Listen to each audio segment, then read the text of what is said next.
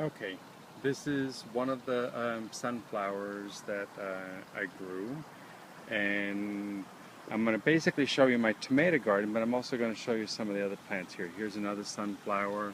These have many sunflower buds on them, like in here there's a bud, you know, all these different buds in here, bud here a bud, there a bud, everywhere a bud. And then this one only has, let's see, this only has the one flower on it, and that's the tallest one of them all. Here's my, I've got the tomato gardens on this side. I've got other types of gardens. I call these two things my islands on this side. But this is my cherimoya tree. I've got up in here, I've got the nectar plum. Spicy nectar plum. This is an apium, which is a cross between an apricot and a plum. And now you can get a better view of the sunflower. This is a cherry tree, and this is a cherry tree, and here's the walkway down.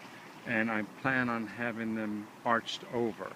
So when you walk down here, you'll have the arch. And then I'm going to go down here a little bit further. We've got the Jerusalem artichokes here, which are really, I mean, it's not an artichoke, although that's what it's called. And another word for it is the sunchoke. But this is more like a potato or a turnip.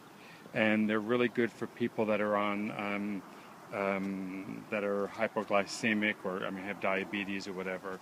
Now these, I want to show this.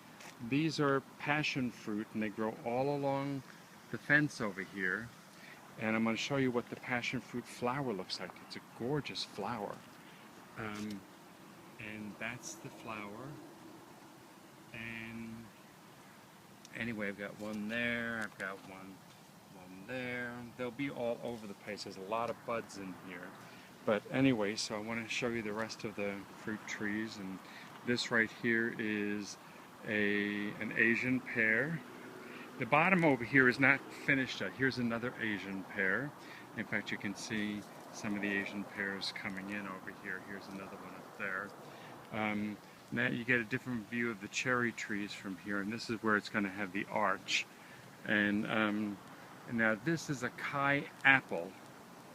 And this, by the way, was a root, it was a stump, and I turned it upside down. We dug it out and I turned it upside down, and these are actually the roots. I thought it would be a nice statement in the garden. And then anyway, this is a Kai apple. That's a Dorset, golden Dorset apple. This is the female Kai apple.